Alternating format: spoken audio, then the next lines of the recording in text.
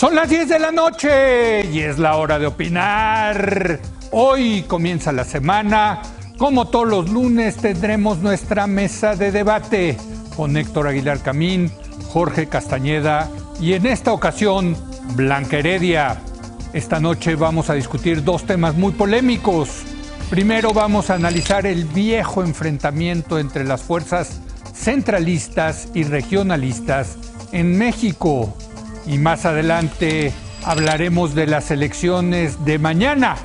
Ya mañana son las elecciones en Estados Unidos.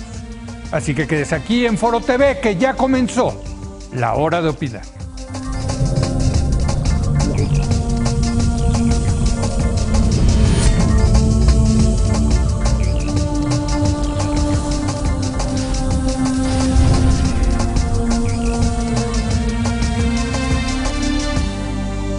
Muy buenas noches. Continúa el conflicto entre el gobierno federal y la Alianza Federalista de Gobernadores, que ha reactivado una especie de sentimiento regionalista en contra del centralismo. Los 10 gobernadores están inconformes con el pacto fiscal y quieren revisarlo por considerarlo desigual. Los gobernadores están en desacuerdo con las acciones del presidente López Obrador, por ejemplo, con los recortes al gasto federal y la desaparición de los fideicomisos. Para debatir este tema, saludo vía remota a Héctor Aguilar Camín. Héctor, muy buenas noches. ¿Cómo estás, Leo? Buenas noches. Nos acompaña también Jorge Castañeda desde Nueva York. Jorge, muy buenas noches. Hola, ¿qué tal, Leo? Y en esta ocasión nos da mucho gusto saludar a Blanca Heredia, quien nos acompaña el día de hoy. Blanca, muy buenas noches. Hola, muy buenas noches a todos. ¿Cómo estás, Blanca? Hola, Blanca. Pues déjame comenzar contigo, Héctor. Tú escribías la semana pasada en Milenio. Me parece algo muy interesante recordarnos, tú que eres historiador, que las viejas fuerzas del regionalismo en México siempre han estado ahí en la historia y parece que hoy vuelven a revivir, Héctor. Bueno, la historia de las patrias chicas y de los regionalismos siempre es muy potente, siempre ha sido en muchos países. La diferencia quizá en México es que estas diferencias regionales no han alcanzado un verdadero nivel de institucionalización a lo largo de la historia y tampoco un verdadero nivel, digamos, de soberanía, en el sentido de que sean capaces como regiones, como entidades, pues de hacer lo que tiene que hacer pues, cualquier autoridad que quiera gobernar un territorio, que es pues, cobrar impuestos y darle seguridad a sus ciudadanos. Desde la fundación de la nación, digamos, a la hora de la independencia, esto era una agregación muy extraña de distintas regiones, de distintos poderes, y durante el siglo XIX quizá el gran drama fue el pleito de las regiones entre sí y de las regiones con el centro. Solo ha habido dos soluciones buenas y las dos en cierto sentido indeseables para esta división regional. Una es la de Porfirio Díaz, de finales del siglo XIX, y otra es la del PRI, de los 30 o los 1930 o 40 hasta pues el resto del siglo.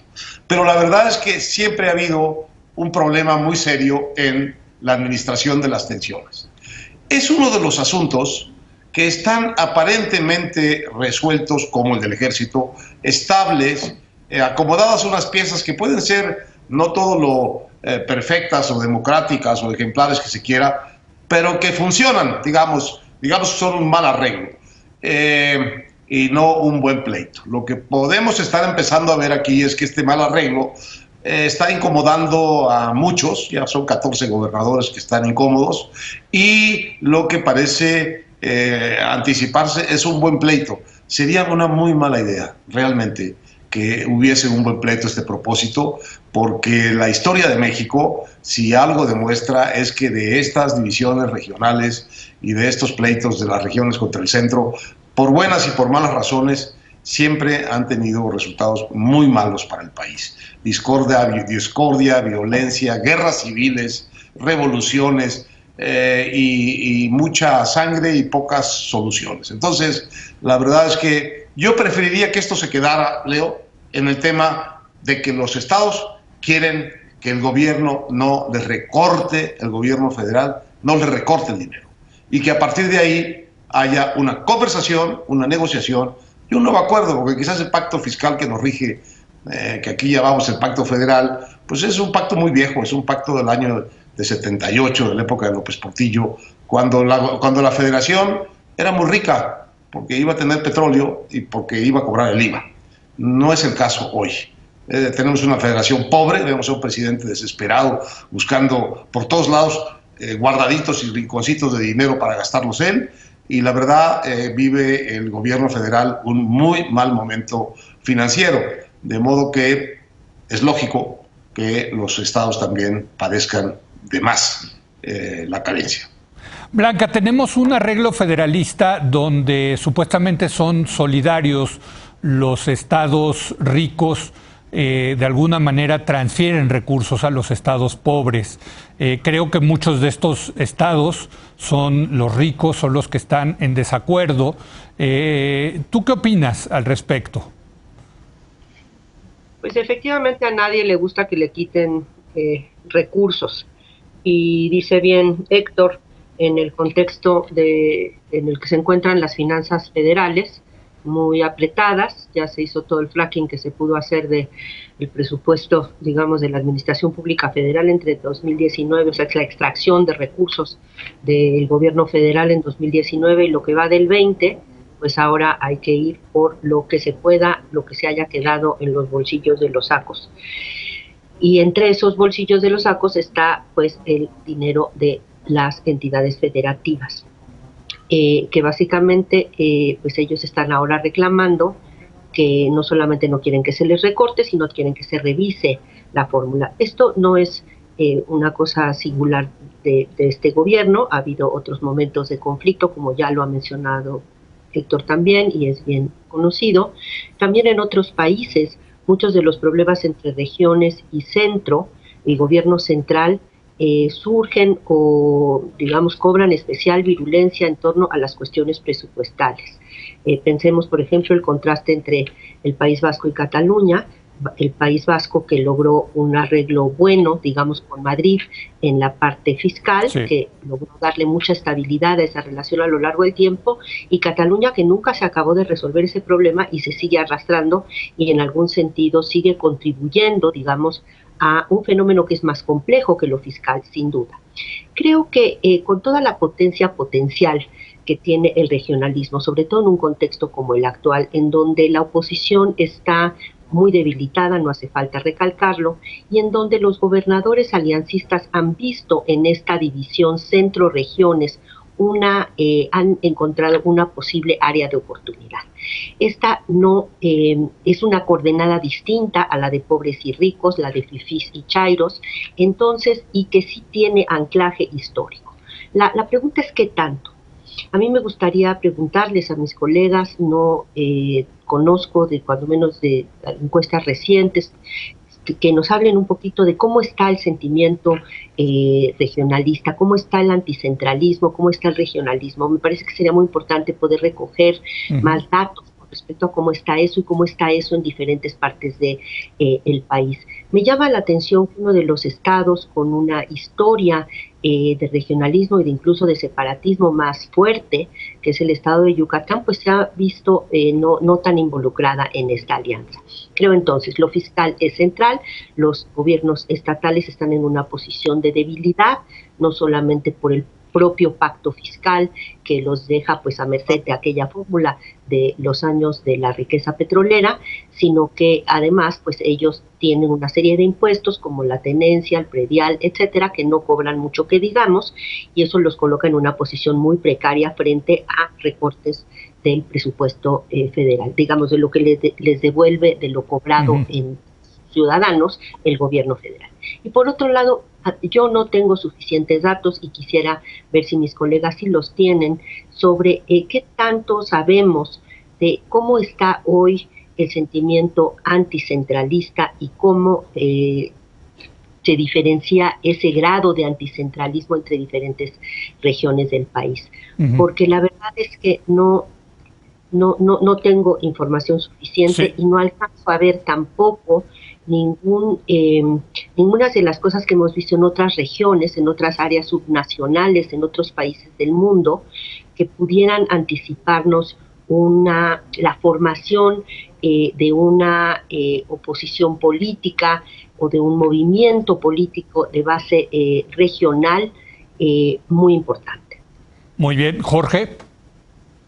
León, yo creo que el problema es que, como decía Héctor, esta es una solución histórica, la del PRI, que surge después de la otra solución histórica, la del porfiriato, y que funcionaba hasta cierto punto mientras persistía el autoritarismo en el país y mientras persistía la simulación evidente en el país. ¿Por qué digo simulación? Bueno, porque el federalismo mexicano, digamos, a diferencia del norteamericano o del brasileño, para no limitarnos a Estados Unidos, sí nunca tuvo un componente fiscal y no lo tiene hoy. ¿En qué sentido no lo tiene? El federalismo, el esquema, el pacto sí, es un pacto fiscal, pero el federalismo no. ¿En qué sentido? Los estados en México no recaudan. Creo que el que más recauda, exceptuando el DF, que es la Ciudad de México, es un poco una aberración, es Chihuahua, que creo que llega como a 20% del total de sus ingresos. La mayor parte de los estados se encuentran entre 90 y 99% de sus ingresos procedentes del centro. Y los municipios tampoco recaudan. El predial en México, como porcentaje del PIB, es de los más bajos de América Latina. Ya ni hablemos de la OCDE, o sea, mejor ni nos metamos en eso. Bueno, eso no es así ni en Estados Unidos ni en Brasil. Lo que es más, en Brasil, el siglo XIX y principios del siglo XX, el problema era un poco al revés. La capital, Río de Janeiro, y la federación captaban poco, y los estados ricos, sobre todo Sao Paulo y Minas Gerais, captaban mucho. En México no. Entonces, ese es un primer problema muy serio. En Estados Unidos, como sabemos, hay impuestos sobre la renta de cada estado, salvo 2 o 3 que no lo cobran, Florida, Wyoming y New Hampshire, si no me equivoco, y unos que cobran mucho, Nueva York 7-8%, tanto de ISR como de ventas, California también. Entonces hay en Estados Unidos 3 impuestos bastante pesados, el federal, el estatal y el municipal, que en el fondo es el predial, aunque haya un poco más. En México no existe nada de eso. Entonces los estados siempre están peleándose el pastel del centro, que en efecto se alimenta de los impuestos que el centro recoge de todo el país. Se lo lleva a México y luego lo reparte. Yo creo que el pacto de 78 probablemente fue más redistributivo que el pacto anterior, y además era necesario porque iba a haber, o ya había habido para el 78, un influjo enorme de dinero a las arcas de la federación por el IVA de David Ibarra y también pues por Cantarell, claro, desde 75 más o menos, ¿no? Pero eso no quiere decir que se haya resuelto este dilema inicial, que se quiere un país federalista sin el componente fiscal de todo federalismo, que es que también los estados tienen que recaudar y también los municipios tienen que recaudar, o si los municipios no pueden, entonces los estados que recauden por ellos, lo cual sucede en algunos países, en México no. Bueno, pues ante semejante desastre, algún día o la federación iba a querer quitarle dinero a los estados que le caen gordos. Ya Peña Nieto lo había tratado de hacer con Chihuahua. Esta ofensiva de López Obrador contra Corral, pues es el segundo capítulo de la ofensiva de Peña Nieto contra el propio Corral. O habrá estados que digan, Nuevo León viene con eso desde hace años y años y años, aunque Tabasco y Campeche también de otra manera, diciendo yo genero toda esta riqueza, me la quitan todo, y yo pongo más de lo que me quitan. Bueno, ¿y por qué diablos voy yo a financiar las escuelas de Oaxaca? no es mi problema que lo financien los oaxaqueños.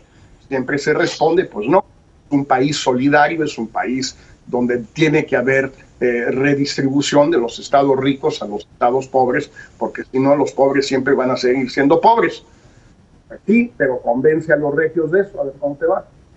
No, claro, y ese es ahí un tema muy interesante, porque el federalismo, por ejemplo, tú decías en Estados Unidos, es un federalismo competitivo, en donde los estados compiten entre ellos con mejores condiciones para atraer a las empresas y que haya una mejor economía.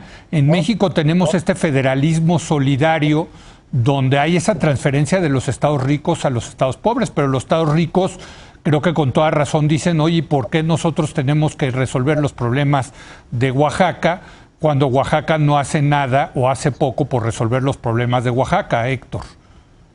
Bueno, por ese pacto solidario de que habla Jorge, que es el espíritu en el que se pactó en la época en que el centro iba a tener mucho dinero, sí. A todo el mundo le convenía que el centro repartiera y iba a haber mucho dinero de más, dinero no previsto. Algo semejante pasó en la última década, digamos, la primera década del siglo, con los precios del petróleo. La verdad es que si López Portillo recibió todo puesto junto como 90,000 millones de dólares adicionales por el petróleo, la década de altos precios del petróleo de 2004 a 2014 o ahí puede haber hecho entrar a México como 900,000 millones de dólares. Yo me sigo preguntando en dónde están, pero es con eso, con lo que desde Fox aceitaron el pacto fiscal del pacto federal.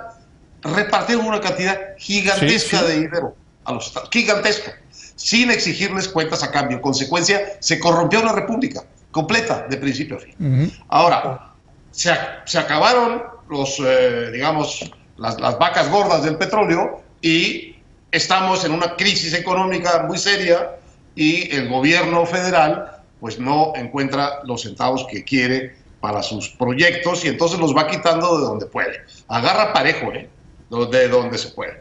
Entonces, ¿por qué no los estados, como dice Blanca? Pero Blanca hace una pregunta que a mí me parece muy interesante y creo que clave en este momento. ¿Qué tan fuertes están los sentimientos regionalistas, anticentralistas en México? Pues yo creo, Blanca, que en principio no están muy fuertes, pero creo que son muy fáciles de activar. Muy, muy fáciles de activar. El presidente, de hecho, les puso en bandeja a los gobernadores una opción de que hagan consultas en sus estados sobre si están de acuerdo o no están de acuerdo con el pacto federal. Pues con un poquito que inclinen la pregunta a los de los gobernadores, lo que va a haber es una respuesta abrumadora a favor del terruño y en contra del centro. Eso es lo que no hay que activar, porque una vez que activas eso, quién sabe dónde llegas. Ese es todo mi punto. Blanca. Sí, efectivamente, creo que coincido, aunque no tenemos datos duros aquí en este momento, que puede que no sea tan fuerte el sentimiento anticentralista, pero se podría activar muy fácilmente. Es de los que más rápido se podrían activar, sobre todo en un contexto en donde tienes unas franjas importantes de esos estados, en donde hay una mayoría de oposición, que de hecho son todos gobernadores de oposición, en donde el voto por Morena no fue tan grande como en otras partes, en donde el voto por Morena que hubo en el 18 es un voto más volátil, más potencialmente que se puede regresar al lugar de donde venía y que con facilidad puede adquirir este tono, estos tintes regionalistas que se pueden volver muy de suma cero, porque no se puede, digamos, al menos en lo que hace a la relación entre la región y el centro, se puede ir pensando la situación a un punto que puede llegar a ser muy serio. Por otro lado, hay que decir que se ven pocos otros candidatos como de formato dentro del cual pudiera organizarse la oposición, porque no se ve que vaya muy bien la oposición en México, más allá de los recientes triunfos en Coahuila por parte del Partido Revolucionario Institucional y lo que pueda darse en algunas otras partes el año que entra. Entonces creo que sí hay signos de riesgo, pero también claramente hay una oportunidad para los políticos de oposición. Claro. Y el presidente no está considerando que aquí hay un riesgo muy grande. El presidente solo negocia cuando no le queda otro remedio, ¿no? O sea, realmente en ese sentido, su primera impulso, digamos, su primera reacción frente al conflicto no es negociar, sino es más bien ganar, y si solamente negocia cuando piensa que no hay otro remedio. Por lo visto, su cálculo es que sí hay otro remedio, porque no está negociando, y eso desde luego está potencialmente generando dándoles a estos gobernadores de oposición, pues insisto, el único formato que yo ahorita mismo me imagino en el que pudiera florecer la oposición, y en donde se junta además con que hay pues amplios segmentos de los votantes en estos estados que son que no votaron por Andrés Manuel y que seguramente del 19 para acá se han vuelto virulentamente anti Andrés Manuel López Obrador. Jorge, bueno, por cierto, mencionaba Blanca las elecciones de este año. Yo creo que en Coahuila e Hidalgo, creo que lo que tuvimos un ejercicio muy claro de que los gobernadores son mejores operadores electorales que el presidente, porque ganaron, sobre todo en Coahuila, arrasó el PRI, el gobernador del PRI, las fuerzas del PRI, y yo creo que el año que entra vamos a ver esa competencia entre el presidente y los gobernadores, Jorge. Sí, yo estoy seguro que todos los gobernadores salientes el año entrante van a tratar de hacer lo que hicieron Riquelme y Fayad. La diferencia, ni Riquelme ni Fayad son salientes, o eran salientes, conservan mucho poder que los gobernadores de los 15 estados del año entrante pues no van a tener tan impacto como estos dos. Pero volvamos un poco al tema del federalismo, donde quizás mejor se refleja esto y donde la población podría caer muy fácilmente en la astucia del regionalismo, un poco la teoría consulta patito y medio, pues. Pues sí. Toda la razón del mundo, pues sí, pues el que empieza con eso es López Obrador, pues ahora sopa de su propio chocolate, ¿no? Sí. Pero el problema es que donde se refleja esto quizás con mayor claridad, Leo, es en el tema de la seguridad, porque al final del día tú tienes un esquema fiscal en México para una policía nacional única, porque el único que recauda dinero es el Estado central. Todos los demás no recaudan nada. Pero al mismo tiempo tienes una policía, o tenías una policía federal muy pequeña, ahora ya tienes la Guardia Nacional, por supuesto siempre tuviste al ejército, pero se suponía que no era para eso. Y tienes una enorme cantidad de policías municipales y una menor cantidad de policías estatales, pero no tienes el dinero para pagarles. Todos nos hemos compadecido, burlado, lamentado del estado terrible, patético de las policías municipales en el país. Es absolutamente patético que no tienen para pagar la pistola, ni las balas, ni el uniforme, en fin, todo lo que hemos sabido, todas las encuestas habidas y por haber. Bueno, pero si no hay predial, ¿cómo demonios le vas a pagar a la policía municipal de cualquier pueblo, ciudad de la República? ¿Cómo con qué? Pues con el dinero de la Federación. ¿Pero de quién es el dinero de la Federación? Pues es de los estados ricos, en una proporción muy superior a ser de los estados pobres. Por supuesto, es lógico. Pero entonces resulta que los regios tienen que no solo pagar las escuelas en Oaxaca y las clínicas en Oaxaca, sino a los policías municipales de Oaxaca, o de Chiapas, o de Guerrero, o de Hidalgo. Y huelga decir que a los regios no les gusta. Bueno, esa dinámica es aberrante. Si tienes un esquema fiscal como el que tenemos, pues hazte de una policía federal única, como en Chile, como en Colombia, olvídate de tonterías de policías estatales y municipales que nunca van a servir de nada si no reordenas el esquema fiscal. O reordena el esquema fiscal, obliga a los estados a recaudar y que cada estado se rasque con sus propias uñas, por lo menos en materia de seguridad. Si es una policía estatal grande, bonita, entrenada, como la de Fuerza, ¿cómo se llamaba? Héctor Civil, en Nuevo León. Sí. La de Nuevo León. A visitar y que platicamos mucho cuando fuimos. Bueno, pues muy bien, ¿te gusta eso? Pues sácale dinero de una manera o de otra a los regios ricos, a los empresarios, que ellos lo paguen. Sí, nada más que los regios ricos, como son regios, por eso son ricos, pagaron una vez y no les volviste a sacar un centavo. Bueno, pues así no va a funcionar, es imposible que tengas un esquema de seguridad que funcione.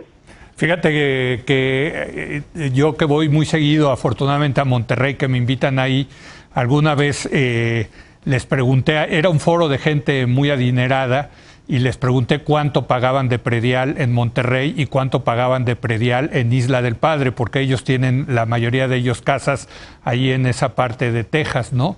Y la diferencia era enorme. Había unos que ni siquiera pagaban predial en Monterrey, bueno, en Garza García, o muy poco. Y ese es parte del tema, Héctor. O sea, los gobernadores están pidiendo dinero a la federación, pero hombre, de que tienen otras posibles fuentes de ingreso como la tenencia o el predial para los municipios, ahí están, nada más que no lo cobran, caray. Yo creo que ese sería el gran cambio real que podría darse en el país, que los poderes locales empezaran a cobrar impuestos. El predial es un horizonte enorme de posibilidades, aunque es de los municipios, pero al final es para las finanzas estatales. Creo que cobramos en México, a ver, Blanca, corrígeme, Jorge, tú mismo, Leo, creo que cobramos el 4.5% del 100% del total posible. Sí, es bajísimo, es bajísimo. Sin ser una gran recaudación predial de la Ciudad de México, lo es. Sí. La Ciudad de México tiene un 40% de recursos propios porque cobra predial. Si lo cobrara a parejo y a toda la población de la jurisdicción, te aseguro que no necesitaría dinero de la Federación, la Ciudad de México. Sí. Bueno, pues lo mismo podríamos decir de estados con grandes ciudades, digamos, con ciudades ricas, con ciudades probadamente prósperas, que podrían obtener del predial una cantidad de recursos de verdad, igual, equivalente o si no superior a la que andan regateando todos los años de la Federación. Y luego esto que decía Jorge, el impuesto local, o eso que tú llamabas el otro día en tercer grado, me pareció muy interesante el concepto del federalismo competitivo, que los estados se vuelvan activos, competidores por las inversiones, por la calidad de la vida, por el turismo, ¿a través de qué? Pues a través de los impuestos que pueden pagar, con los cuales hacen ¿qué? Pues tienen muy buenas policías, tienen muy buen equipamiento urbano.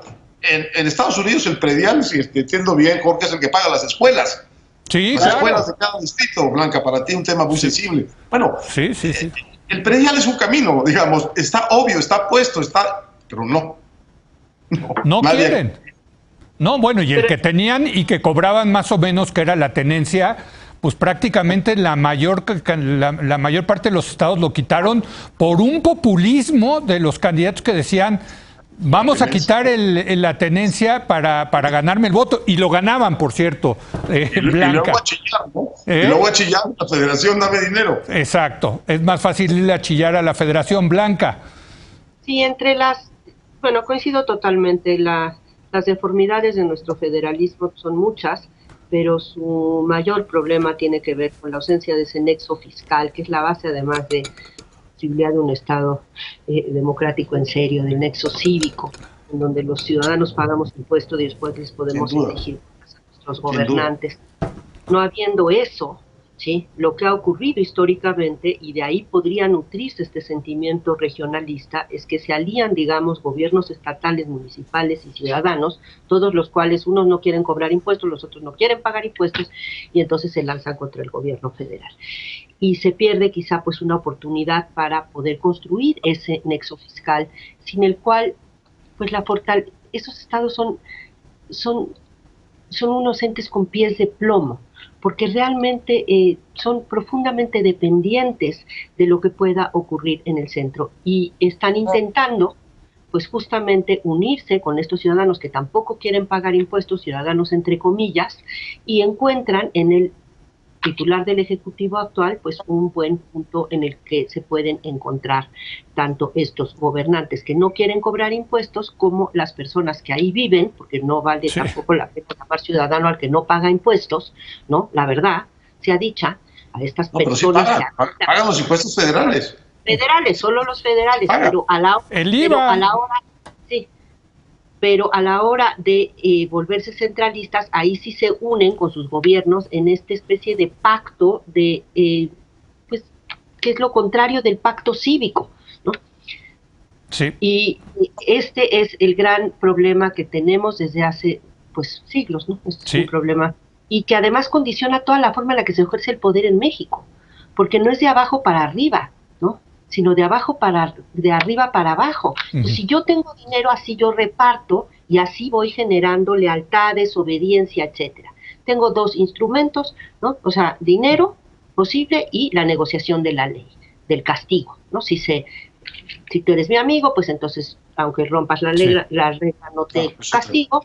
Y esos dos son los dos instrumentos, porque en ausencia del nexo fiscal, pues es lo que hay. Claro. Un último comentario, Jorge, rapidísimo, nos tenemos que ir a pausa. Un poco insistir en lo mismo. Los gobernadores no cobran impuestos porque quieren ser populares, porque si bien es cierto que no hay reelección de gobernadores, la mayor parte de los gobernadores, hay algunos que llegaban al final de sus carreras, pero muchos llegan como la gubernatura es un peldaño hacia la presidencia. Dos de los últimos 3 presidentes han sido gobernadores, Fox y Peña, o al gabinete, o Peña y López Obrador. Y López Obrador. Bueno, y López Obrador, decía los 3 anteriores. Sí. Obrador, si quieres 3 de 4 o 2 de 3. Como decía mi tío Javier Rondero, una paraestatalita. Chiquita, pero pena, o sea, no había muchas. Entonces, eso hace que el gobernador lo último que quiere es, por ejemplo, establecer un impuesto estatal para X, lo que tú quieras, la sequía, la violencia, la hambruna, da lo mismo. Lo último que quiere hacer eso, porque él quiere salir siendo muy popular, primero para incidir en su sucesor y que de alguna manera el sucesor pues no vaya tras él y tenga algo que decir sobre quién es, y 2, para que al salir siendo popular de su estado, pues pueda catapultarse a la presidencia o a otro cargo. Entonces dice, yo cobrar impuestos, yo un impuesto, nunca. Ni loco, háganle como quieran, y en todo caso que la federación ponga. Bueno, pues la federación, es que los gobernadores a veces sí actúan, todos estos son buenos amigos, los que están en la alianza, o muchos de ellos los conocemos muy bien y todo lo que se quiera, pero la verdad, pues sí son un poquito, hay un elemento ahí un poquito, yo por qué, como decía el clásico, yo por qué voy a que den lana, y es un poquito como si la lana del centro fuera en realidad la generara el Espíritu Santo. Pues no, la lana del centro es de todos los contribuyentes. Bueno, tenemos que hacer una pausa y vámonos al tema de Estados Unidos. Mañana son las elecciones. Bueno, hay mucho que comentar. Regresamos.